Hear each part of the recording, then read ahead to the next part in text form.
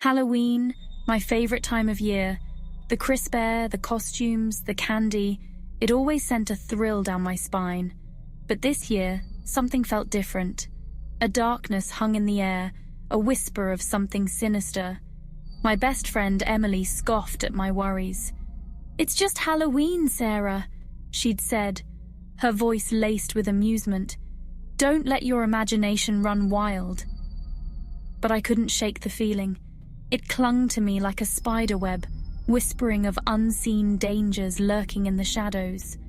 My gaze drifted towards the old McGregor farm at the edge of town, a place shrouded in unsettling tales. They said the McGregors practiced dark magic, that their land was cursed. I'd always dismissed it as folklore, but tonight the stories held a chilling ring of truth. As the night grew darker, the tales of the McGregors seemed to come alive.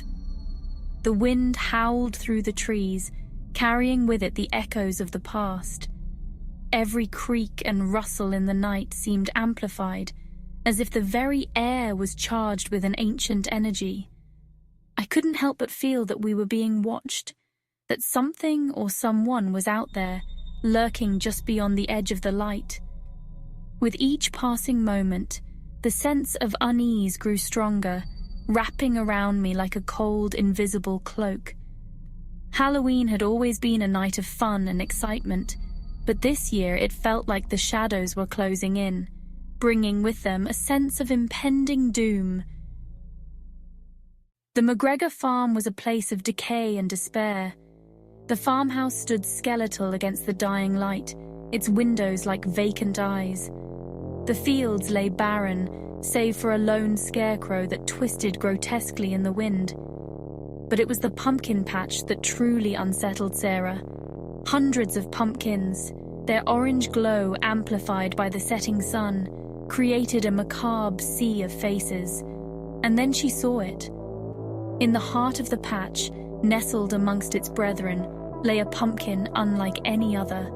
It was grotesquely misshapen, its surface twisted into a horrifying visage that resembled a human face frozen in silent agony. The image of the pumpkin haunted my dreams, its sinister grin etched into my mind. Its silent scream echoed in my ears, drawing me in, as if it were calling out to me from the depths of the night. I had to see it again, to understand the strange pull it had on me. The curiosity gnawed at my insides, refusing to let go. Night fell, shrouding the world in an eerie silence. The moon hung high, casting ghostly shadows that danced in the fog. Ignoring Emily's pleas, I slipped out of the house, drawn to the McGregor farm like a moth to a flame. Her warnings echoed in my mind, but I couldn't resist. The closer I got, the heavier the air became, thick with a palpable sense of dread. Each step felt like wading through a nightmare. Reaching the pumpkin patch, I saw it bathed in the pale light of the moon. The scene was both beautiful and terrifying. The pumpkin's twisted features seemed to writhe in the darkness, its hollow eyes boring into my soul. It felt alive, almost sentient. An inexplicable urge to touch it, to feel its strange texture, overwhelmed me. My hand trembled as it reached out, driven by a force I couldn't understand. As my fingers brushed against the pumpkin's cold, rough skin, a jolt of energy surged through me. It was as if the very essence of the night had been captured within this gourd, waiting to be unleashed. It felt alive, pulsing with a dark, ancient power. The air around it seemed to thicken, charged with an electric tension that made the hairs on my neck stand on end. The ground beneath me trembled, and a guttural scream ripped through the night. It was a sound that seemed to come from the very bowels of the earth, raw and primal.